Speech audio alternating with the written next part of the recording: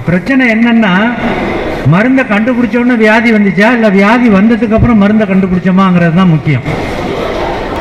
எந்த மருந்து சாப்பிட்டாலும் அது தப்பு தான்.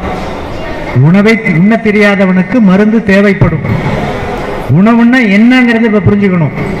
அந்த அரிசியை எதோட சேர்த்து சாப்பிடணும், எப்போ அது மருந்தாக வேலை செய்யும், எவ்வளவு சாப்பிடணும் அது தெரியல. அதை நம்ம சௌக்கியமாக மறந்துடுறோம். ஜீரக சம்பா, இழுப்பப்பூ சம்பா, கிச்சடி சம்பா, கண்டகசாலா, புளியடிச்சான், நீலஞ்சம்பா, இந்த ரகங்கள் நிறைய சொல்லுவாங்க. எலும்பு நோய்க்கு நல்லது, தாய்ப்பால் கொடுக்கிற பெண்களுக்கு அது மிக அருமை அப்படின்னு சொல்லுவாங்க. என்ன காரணத்தில்? சுண்ணாம்பு சத்து அதில் இருப்பதனால் அந்த அரிசி எலும்பு நோய்க்கும் தாய்ப்பால் கொடுக்கிறவர்களுக்கும் மிக அருமையாக மருந்தாக வேலை செய்கிறது. மருத்துவ குணத்தை உள்ளடக்கிய உணவுப் பொருள்.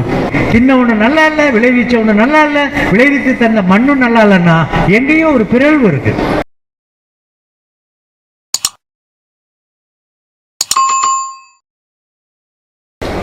எனது அருமை உழவு சொந்தங்களுக்கு என் நெஞ்சம் நிறைந்த வணக்கம். மகிழ்ச்சி. நம்ம விஜய் இருக்கார் இல்லையா, குருவை மிஞ்சின சீடன்னு சொல்லக்கூடியதுக்கு ஒரு அடையாளம்.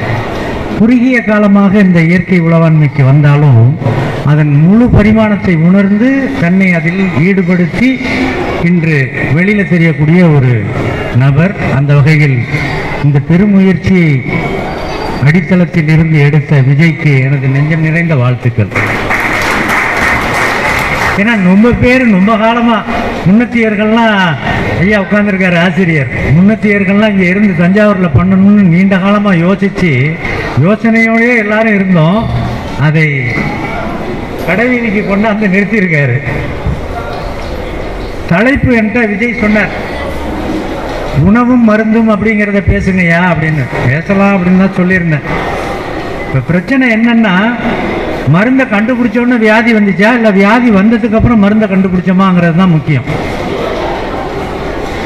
எது முன்னாடி வந்துச்சு? கொடி அசைந்ததும் காற்று வந்ததா, காற்று வந்ததும் கொடி அசைந்ததா? நிச்சயமா காற்று வந்ததுக்கு அப்புறம் தான் கொடி அசைஞ்சிருக்கும். அப்ப மருந்தை கண்டுபிடிச்சதுக்கு அப்புறம் தான் நோய் வந்திருக்கும். எல்லாருமே நம்ம சொல்லுவோம், சார் ஒரு 30 வருஷத்துக்கு முன்னாடி இவ்வளோ ஆஸ்பத்திரி இல்லையே, இவ்வளோ டாக்டர் இல்லையே, 50 வருஷத்துக்கு முன்னாடி மருந்துன்னே நாங்கள் ஒன்று கேள்விப்பட்டதே இல்லையே. இப்படி வயதிற்கு ஏற்ப அனுபவத்தை சொல்லுவாங்க. இப்போ என்னன்னா, பிறக்கும் பொழுது உள்ள வெளியில வந்தோடனே வாயில மாத்திரை வைக்கிறோம். நெருக்கடியின் உச்சம். இதுல நம்ம இயற்கை விவசாயத்தை பேசி என்ன பண்றது, செயற்கை விவசாயத்தை கடைபிடிச்சு என்ன பண்றது? புரிதல் வேணும். எந்த ஒரு திரையை கையில் எடுத்தாலும் அதில் தான் நான் விஜயை பாராட்டினேன். முழு பரிமாணத்தோட செயல்படுற பையன் அப்படின்னு நான் சொன்னேன். சாட்சிகள் நிறைந்த அரங்காக இருக்க வேண்டும். அதில் நிறைய சாட்சிகளோடு இருக்கிற அரங்கு, அதனால அரங்கே பெருமைப்படுகிறது. நான் ஒரு 5 வருஷம் வச்சுக்குவோம், 10 வருஷமா இருந்தாலும் பிரச்சனை இல்லை. 5 வருஷம் ஒரு ரேண்டமா வச்சுக்குவோம். 5 வருடமாக என் உடல் உபாதைக்கு மருந்து எதையும் எடுத்துக்கொள்வதில்லை அப்படிங்கிறவங்க இருந்தால் தயவு செஞ்சு கைக்கு தூக்குங்க. 5 வருஷம் தான் சொல்லியிருக்கேன். 5 வருஷமாக நான் எந்த மருந்தும் எடுத்துக்கொள்வதில்லை. சிறப்பு. 3 வருஷம் தான் கொஞ்சம் கூட தூக்குவீங்க, 1 வருஷம் தான் இன்னும் கூட தூக்குவீங்க. ஏன்னா இந்த மாதிரியான கூட்டங்கள் இப்பதான் பெருகிட்டு வருது. அந்த கூட்டம் நடத்தியே தீர வேணும். ரமேஷ், நீங்க புரிஞ்சுக்கணும். நிறைய கூட்டங்கள்ல நீங்க இருந்துதான் ஆகணும். நம்ம எல்லாரும் ஊரு கூடி இழுத்து கேர் கொண்டு வர வேண்டியதுதான். இந்த நோய் அப்படிங்கிற ஒரு விஷயத்தை வச்சுக்கிட்டு அதற்காக ஆர்கானிக் ஃபுட்டு சாப்பிட்றோம். இந்த நோயின்னு ஒன்று வச்சுக்கிட்டு அதற்காக நாங்கள் அலோபதி மெடிசன் சாப்பிட்றதில்ல. ஆயுஷில் நாங்கள் மற்ற துறை மருந்தை சாப்பிட்றோம். எந்த மருந்து சாப்பிட்டாலும் அது தப்பு தான். உணவை உண்ண தெரியாதவனுக்கு மருந்து தேவைப்படும். மிக தெளிவாக தெரிந்து கொள்ள வேண்டும். உணவுன்னா என்னங்கிறது இப்ப புரிஞ்சுக்கணும். பாரம்பரிய விதைகளை முன்னிறுத்தி முன்னிறுத்தி முன்னிறுத்தி அதையே நிறைய சாப்பிடவும் கத்துக்கிட்டோம். எதற்காக சாப்பிட்றோங்கிறதும் தெரியல. ஏன்னா இயற்கை விவசாய கூட்டங்களில் பாரம்பரிய அரிசியை, மரபு அரிசியை உயர்த்தி பிடித்திருக்கோம். அவசியம். அவசரமும் கூட. ஆனால் அந்த அரிசியை எதோட சேர்த்து சாப்பிடணும், எப்போ அது மருந்தாக வேலை செய்யும், எவ்வளவு சாப்பிடணும் அது தெரியல. அதை நம்ம சௌக்கியமாக மறந்துடுறோம். ஏன்னா வயிறு நிறையா திங்கணும். நான் மாப்பிள்ளை சம்பா தான் திங்கிறேன், கருப்பு கவுனி தான் திங்கிறேன், கருங்கவுனி தான், எதை வேணாலும். கவுனியில் மொத்தம் 6 கவுனி இருக்கு. இருக்கதான் செய்யும் ஒவ்வொரு அரிசியிலையும். ஏன்னா ஒட்டுமொத்த நெல் பன்மயத்தில் ஒவ்வொரு நெல்லிலையும் நிறைய ரகங்கள் வகைகள் இருக்கும். நம்ம ஊரில் விளைஞ்சா அதுக்கு பேர் அது, இன்னொரு ஊரில் விளைஞ்சா அதுக்கு பேர் வேற ஒன்று. ஏன்னா இந்த மாதிரியான கூட்டங்களுக்கு வந்து மருந்தாக அரிசியை நினைத்து ஏதோ ஒருவர் என்னை போன்றவர்களோ இன்னும் இருக்கின்றவர்களை போன்றவர்களோ பேசுகின்ற பொழுது ஒரு அரிசியை சொன்னால் அந்த அரிசிக்காகவே ஊருக்கூறா அலையக்கூடிய மக்களை பார்க்கின்ற பொழுது இந்த துறை இன்னும் மேம்பட வேண்டும். அது அல்ல. இந்த அரிசி திங்காதவங்களை திங்க வைக்கணும், திங்கிறவங்க குறைச்சி திங்கணும். குறைச்சி தின்னவன் தின்னாமலே இருக்கலாம். இயற்கை வாழ்வியலில் ரொம்ப முக்கியமான பாடத்தை சொல்றேன். ஒட்டு ரகத்தை தின்பவர்களை என்ன சொல்லணும்? மரபு அரிசிகளை சாப்பிடுங்கள். மரபு அரிசியை 3 வேளை சாப்பிட்றேன், 2 வேளை சாப்பிடு. மரபு அரிசியை 2 வேளை சாப்பிட்றேன், 1 வேளை போதும். அப்ப மரபு அரிசி அதை எதோட சேர்த்து சாப்பிடணும் நல்லா தெரிஞ்சுக்கங்க நண்பர்களே. மரபு அரிசியை கறிகாய்களுடன் சேர்த்து சாப்பிட்டால் மட்டும்தான் மிக அருமையாக வேலை செய்யும். காய்கறிகளோட சேர்க்கணும். துறைகள் வேணா தனித்தனியா இருக்கலாம், ஹார்டிகல்ச்சர் தனியா இருக்கலாம். நமக்கு எல்லா கல்ச்சரும் ஒண்ணுதான். வயக்குள்ள போனா வயல்ல நெல் விளையுதுன்னா வரப்புல காய் கீரை விளையுது, அந்த மூளைகள்ல சில பழம் விளையுது, திடல் தப்பையில் தேங்காய் விளையுது. அப்ப பழம் காய் கீரை நெல் பருப்பு எல்லாமே நம் காட்டில் எல்லா டிபார்ட்மெண்ட்டும் வச்சிருக்கிறவனுக்கு பேர் தான் விவசாயி. தனித்தனியா இருக்கிறவர்களுக்கு பேரு அதிகாரி விஞ்ஞானி. நம்ம அதிகாரி இல்லை, விஞ்ஞானி இல்லை. ஆல் டிபார்ட்மெண்ட்ஸ் மாஸ்டர் ஆஃப் ஆளுங்கிறோம்ல. ஒரு உழவன் என்றாலே அவங்ககிட்ட எல்லாமே இருக்கு. மரபு அரிசியை முக்கியமாக தெரிந்து கொள்ள வேண்டும். மரபு அரிசியை இன்று உண்ணுகின்ற பொழுது அதுவே தப்பாக இருக்கிறது. இப்பதான் உங்களுக்கு ஒரு புதிய செய்தி. எப்படா அதுவே தப்பா போச்சு? நீங்க சொல்லி தானையா இந்த மாதிரி கூட்டங்களுக்கெல்லாம் வந்து தானையா நாங்க குள்ளங்கார் சாப்பிட்டோம், வரப்பு குடஞ்சா சாப்பிட்டோம். வரப்பு குடஞ்சானுக்கு ஆசிரியர் தான் முக்கியமா இங்க அதை பரவலாக்குனவர். வரப்பு குடஞ்சா நிரம்ப அரிசிகளை நீங்க சொல்லி தானே வாங்குறோம், அதுல எப்படி தப்பு வரும்? திருக்குறள்ல நிலத்தில் கிடந்தவை கால் காட்டும். உங்கள் மண்ணில் என்ன சத்து இருக்கிறதோ அதுதான் உங்கள் பயிருக்கு வரும். அது மாப்பிள்ளை சம்பாவா இருந்தாலும் சரி, கருங்குருவையா இருந்தாலும் சரி, கருப்பு கவுனியாக இருந்தாலும் சரி, எந்த நெல்லாக இருந்தாலும் எந்த நிலத்தில் அது ஊன்றப்படுகிறதோ விளைவிக்கப்படுகிறதோ அந்த மண்ணில் என்ன சத்து இருக்கிறதோ அதுதான் அந்த நெல்லில் பரிமளிக்கும்.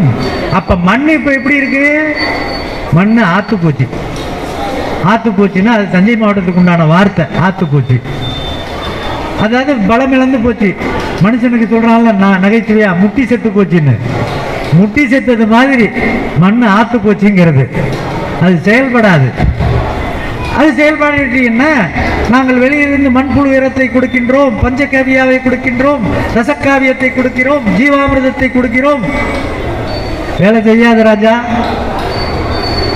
உங்கள் மண் வளமாக ஆகி அதில் விளைகின்ற பொழுதுதான் அதில் ஊட்டச்சத்து வரும். அதை வளப்படுத்துவதற்கு நீங்க நிறைய கொடுத்தாலும் கொடுப்பதனால் அது அப்படியே பலமா மாறிடாது. தயவு செஞ்சு புரிஞ்சுக்கணும். சாயில் சயின்ஸுங்கிறது விந்தையிலும் விந்தையானது. நீங்கள் ஒவ்வொரு பயிற்சி அளவில் நீங்க உணர முடியும், அனுபவிக்க முடியும். மேல்மட்ட மண் கிட்டத்தட்ட 3/4 அடி உருவாவதற்கு, வளமான மண்ணாக உருவாவதற்கு கிட்டத்தட்ட 500 வருடம் ஆகிறது நண்பர்களே, உழவர்களே. 500 வருடம் ஆகிறது மேல்மட்ட மண். அந்த மேல்மட்ட மண்ணை வளப்படுத்துறது தான் இயற்கை உழவாணியின் அடிப்படையான விஷயம். பயிரை வளர்க்கறது நம்ம வேலை இல்லை, மண்ணை பலப்படுத்துறது தான் நம்மளுடைய வேலை. உதாரணத்திற்கு ஜீரக சம்பா, இழுப்பப்பூ சம்பா, கிச்சடி சம்பா, கண்டகசாலா, புளியடிச்சான், நீலஞ்சம்பா, இந்த ரகங்கள் நிறைய சொல்லுவாங்க. எலும்பு நோய்க்கு நல்லது, தாய்ப்பால் கொடுக்கிற பெண்களுக்கு அது மிக அருமை அப்படின்னு சொல்லுவாங்க. என்ன காரணத்தில்? அதில் கால்சியம் நிறையா இருக்கு, சுண்ணாம்பு சத்து நிறையா இருக்கு. சுண்ணாம்பு சத்து அதில் நிறைய இருப்பதனால், அது மட்டும் இல்லை, அதை தாண்டி நிறைய சத்து இருக்கு. சுண்ணாம்பு சத்து அதில் இருப்பதனால் அந்த அரிசி எலும்பு நோய்க்கும் தாய்ப்பால் கொடுக்கிறவர்களுக்கும் மிக அருமையாக மருந்தாக வேலை செய்கிறது.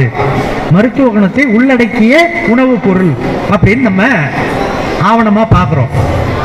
இப்ப பிரச்சனை என்னன்னா, மண்ணில் கால்சியம் கம்மியா இருக்கு. எனது அருமை உழவர்களே கொஞ்சம் கவனிச்சுக்கோங்க. உழவர் மண்ணில் கால்சியம் கம்மியா இருக்கு. உடனே டெக்னாலஜி, தொழில்நுட்பம் இருக்கு இல்லையா, டயக்னோஸ் பண்றோம்ல மனுஷனை என்ன நோய் இருக்குன்னு டயக்னோஸ் பண்றது மாதிரி மண்ணை டயக்னோஸ் பண்ணி கால்சியம் கம்மியா இருக்கு கண்டுபிடிச்சாச்சு. கால்சியம் கண்டுபிடிச்சி என்னத்தை கொண்டாந்து கொட்டணும்? கால்சியத்தை கொண்டாந்து கொட்டணும். இங்கேயும் கால்சியம் கம்மியா இருக்கு, கால்சியம் மாத்திரையை போட்டுக்கிட்டோம். மண்ணிலையும் கால்சியம் கம்மியா இருக்கு, சுண்ணாம்பு சத்தை கொடுக்குறோம். ஏதோ ஒரு ரூபத்தில் இயற்கை என்ற பேரிலோ செயற்கை என்ற பேரிலோ கொடுக்குறீங்க. இங்கேதான் பயோகெமிஸ்ட்ரி ஒரு பெரிய விந்தை செய்கிறது. கால்சியம் உங்கள் மண்ணில் இருந்து பயிர் எடுத்துக்கொள்ள வேண்டும் என்றால் தனியான கால்சியத்தை எடுத்துக்கொள்ளாது. எனது அருமை நண்பர்களே, புரிந்து கொள்ளுங்கள். அப்ப என்னத்தை எடுத்துக்கும்? இதை தெரிஞ்சுக்கிறதுக்கு முன்னாடி பார்க்கணும். நெல்லுன்னா ஜிங்க் போடணும்னு சொல்லுவாங்க. ஜிங்க் வேணும், பற்றாக்குறை வரும். எள் என்றால் மெக்னீசியம் வேணும், வாழை என்றால் பொட்டாசியம் வேணும். இப்படி எல்லாம் ஒவ்வொரு சத்து கூட வேணும்னு சொல்லி அதை கொண்டு போய் கொட்டுறோம் இல்லையா? பயோகெமிஸ்ட்ரி அது அல்ல. கால்சியம் ஒரு பயிருக்கு வேண்டும் என்றால் கால்சியம், பாஸ்பரஸ், சிலிக்கா. சிலிக்கா கண்ணாடி சத்து. வைக்க இருக்குல்ல, வைக்க கருக்காவை போட்டாலே சிலிக்கா கிடைச்சிடும். உங்கள்கிட்ட இருக்கிற வைக்கல வயலில் போட்டிங்கன்னா, அல்ல கருக்காவை போட்டு அங்கே போட்டிங்கன்னா அந்த கண்ணாடி சத்து சிலிக்கா கிடைச்சிடும். 4வது வெனிடியம். வெனிடியம் சுண்ணாம்பு, அதான் கால்சியம், பாஸ்பரஸ், சிலிக்கா, வெனிடியம். இந்த 4 சத்தையும் ஒருங்கிணைந்து கொடுத்தீங்கன்னா அந்த பயிர் அந்த சத்தை எடுத்துக்கும். நம்ம என்ன கொடுத்தோம்? தனிச்சத்தா கொடுக்கிறோம். இரும்பு சத்தாவோ அல்லது பொட்டாசியமாகவோ பாஸ்பரஸாகவோ நிச்சயமாக அது தவறு பண்ணும். சரி, ஒருங்கிணைந்து எப்படி கொடுக்கிறது? ஒருங்கிணைந்து எதை கொடுக்கிறது? இரும்பு சத்துக்கும் அது பொருந்தும். இரும்பு சத்து இல்லைன்னாலும் இப்ப தென்னை வச்சிருக்கிறவங்களுக்கு, வாழை வச்சிருக்கிறவங்களுக்கு பாத்தீங்கன்னா வாழையில போரான் சத்து குறைஞ்சி பழம் வெடிக்கிறது மாதிரிலாம் பார்த்துருப்பீங்க. அதுக்காக தனியா போரானை கொண்டு வந்து போடணும்னு நினைக்கிறோம். புரியுதா? அப்படியெல்லாம் போட்டா பயிர் எடுத்துக்காது, மேலும் விளைவுகளை ஏற்படுத்தும். இதுல அதை எப்படி கொடுக்கணுங்கிறத தெரிஞ்சுக்குங்க. அது ஏன் அப்படி ஆச்சுங்கிறத தெரிஞ்சுக்குங்க. இது ரொம்ப முக்கியம். ஏன் சத்து குறைஞ்சிச்சு அதை தெரிஞ்சுக்கணும். அதை ஏன் எது மாதிரி கொடுக்கலாம். இப்ப ஏன் குறைஞ்சிச்சுன்னு எடுத்தீங்கன்னா, ஒரு பயிருக்கு அதாவது பேரூட்டம், 2ஆம் நிலை பேரூட்டம், நுண்ணூட்டம், இப்படி ஒரு பட்டியல் இருக்கும். இதெல்லாம் நீங்க தெரிஞ்சுக்கலாம். ஒரு பயிரை வளர்க்கிறப்ப அதுக்கு தலைச்சத்து, மணிச்சத்து, சாம்பல் சத்து, இப்படி ஒரு பட்டியலிட்ட ஒரு 22, 23 சத்துக்களை அந்த பயிருக்கு தேவை. என்ன பயிருக்கு என்ன சத்துன்னு அதிகம் வேணும்னு நினைச்சிட்டு உயர் விளைச்சல் எடுக்கணும், இன்னும் விளைச்சல் எடுக்கணுங்கிற ஆசையில அதற்கான பிரத்யேகமான இடுபொருள்களை நம்ம கொடுக்கும் பொழுது இன்னும் அதிகம் கொடுங்க, இன்னும் அதிகம் கொடுங்க, இன்னும் விளைச்சல் வேணுங்கிறப்ப எனது அருமை சொந்தங்களே, அந்த கொடுத்த பேரூட்டத்தை மட்டும் அதிகமாக எடுத்துக்கொள்ளக்கூடிய திராணி அதுக்கு வரும். நுண்ணூட்டங்கள், பேஸ் எலிமெண்ட்ஸ் சொல்லக்கூடிய மைக்ரோ நியூட்ரியன்ஸை மண்ணில் இருந்து உறிந்து கொள்ளக்கூடிய அதன் திராணி போய்விடுகிறது. அப்ப அந்த ஊட்டச்சத்தை எடுக்காது. அது பாடியில் அதை வைக்கல. நீங்க லோடு தூக்குறவனுக்கு நல்ல சோறு போட்டா லோடு தூக்குவான். ஒரு சுமை தூக்குறவனுக்கு, அது குடும்ப சுமையா இருக்கட்டும், கல்வி சுமையா இருக்கட்டும், வார சுமையாக இருக்கட்டும், எந்த சுமையோ, வீட்டில் நம்ம வீட்டில் பிள்ளைங்க படிச்சுன்னா கல்வி சுமை. கல்வி சுமையை பத்தி எனக்கு முன்னாடி பேசினவர் ரொம்ப அருமையா சொன்னார். எது கல்வி அப்படிங்கிறத. எந்த சுமையை தூக்குறதுனாலும் இந்த உடல் வலிமை தான் நாங்க வேணும். ஒரு மூட்டை தூக்குறாரு 50 கிலோ வச்சு, அவரை இன்னும் 100 கிலோ தூக்கணும்னு ஆசைப்படுறோம், அங்கேயே தப்பு பண்றோம், அத வரம்பு மீற வைக்கிறோம். 50 கிலோன்னு நான் சொன்னது 10 மூட்டை விளையுதுன்னு வச்சுக்கோங்க, அதை 15 மூட்டை ஆகணும்னு நினைக்கிறது 100 கிலோ தூக்குறது மாதிரி. அங்கேயே நமக்கு வணிக வேளாண்மைக்கு போயிட்டோம். இயற்கை வேளாண்மை என்ற பெயரில் இயற்கை வேளாண்மை என்பது அந்த இடத்திற்கு ஏற்ப, பயிருக்கு ஏற்ப, பருவத்திற்கு ஏற்ப என்ன விளைகிறதோ அதை ஆனந்தமாக கைகொள்வது தான் இயற்கை வேளாண்மை. அதை நம்ம இன்னும் அதிகம் வேணுங்கிறோம். கம்பேர் யாரோட பண்றோம்? ரசாயன வேளாண்மையோட கம்பேர் பண்றோம். கூட்டத்தில் வந்தவொடனே கேட்பாங்க, இயற்கை விவசாயம் செய்யலான் இருக்கேன், என்ன விளையும்? உன் கேள்வியே தப்பு. என்ன விளையும் கேட்டீங்கன்னா கேள்வி தப்பு. எனக்கு எவ்வளவு லாபம் கிடைக்கும்னு கேட்டீங்கன்னா கேள்வி சரி. லாபம் பெறுவதில் தான் குறியா இருக்கணுமே தவிர அதிகம் விளைஞ்சு ஒண்ணு இங்க ஆக போறதில்லை. நிறைய விளைவிச்சாச்சு. இன்னைக்கு உலகத்துல கிட்டத்தட்ட முதல் இடத்திற்கிட்ட நெருங்கிட்டு இருக்கு அரிசி உற்பத்தியில் இந்தியா. ஆனா அரிசி உற்பத்தி பண்ணக்கூடிய உழவர்களும் விளைநிலமும் சீரழிந்து சின்னாபின்னமாக இருக்கிறது. இதை நான் சொல்லவில்லை, ஐசிஏஆர் டிக்ளேர் பண்ணியிருக்காங்க. 85% நிலம் சீரழிந்த நிலையில் இருக்குன்னு. என்ன நடந்துச்சு? நிறைய விளைவிச்சோம். என்ன நடந்துச்சு? மண்ணு கெட்டு போச்சு, சின்னவனும் கெட்டு போயிட்டான். இதுக்கு ஏயா பசாம பெரிய கோயில படுத்திருந்தாலும் சோறு போடுறான், உண்டகளி கொடுக்குறான், வாங்கி தின்ட்டு நிம்மதியா இருக்கலாம்ல. காலையிலேருந்து ராத்திரி வரைக்கும் வேலை பார்த்து நானும் வேலை பார்க்குறேன்னு சொல்லி விளைவிச்சு சின்னவனு நல்லா இல்லை, விளைவிச்சவனு நல்லா இல்லை, விளைவித்து தந்த மண்ணும் நல்லா இல்லைன்னா எங்கேயும் ஒரு பிறழ்வு இருக்கு. அதை நான் புரிந்து கொள்ள வேண்டும் என்பதற்காக சொல்றேன். நீங்க தனிப்பட்ட முறையில் இது நல்லதா, இது பயிர் ஊக்கியாக விளைபடும், இது பயிருக்கு இந்த சத்தை தனியாக கொடுக்கும் என்றால் அந்த அடிப்படையான சத்தை பயிர் உறிஞ்சுவதை அது விட்டுவிடும். அதன் விளைவுதான் நுண்ணூட்டச்சத்துக்கள் குறைபாடு என்பது. அதை புரிஞ்சுக்கிட்டீங்கன்னாவே இனி வரும் பயிருக்கு செலவில் ஊட்டச்சத்து குறைபாடு வராம வச்சுக்கலாம். ஒண்ணு. சரி, ஊட்டச்சத்து குறைஞ்சிருச்சு, காரணம் சொல்லிட்டேன், அதை எப்படி நிவர்த்தி பண்ணலாம்? சோறு தின்னவன், ஒரு வயக்காட்டுல இருந்து சோறு தின்னவன், அவன் காரி துப்புற எச்ச கூட வயக்காட்டுல தான் துப்பணுங்கிறது ஒரு அடிப்படையான அறிவு. அப்படின்னா என்னன்னா, நீ பெற்றதை அந்த வயலுக்கே திருப்பி தரணும், அந்த எண்ணம் வேணும். நாராயண ரெட்டி, இளம் பிள்ளைகளுக்கு தெரியாம இருக்கலாம், பெரியவர்களுக்கெல்லாம் தெரியும், பெங்களூர்ல. இப்ப அவர் இல்லை, இயற்கை வேளாண் ஆசை சிவகங்கை மாவட்டத்தில் நிலமும் வாங்கி அவர் பண்ணி, இப்போ அவர் ஆள் இல்லை, அதனால அவர் நோ மோர். பெங்களூர்காரரு டவுனுக்கு அவர்கிட்ட போயிட்டு டவுனுக்கு ஒரு 7-8 பேர் ஒரு 10-20 கிலோமீட்டரில் வந்து உட்காந்து பேசிகிட்டு இருக்கிறப்ப திடீர்னு அவரை ஷெட்யூலை மாதிரி வாங்க கொள்ளைக்கு போயிடலாம், ஊருக்கு போவோங்கிறாரு.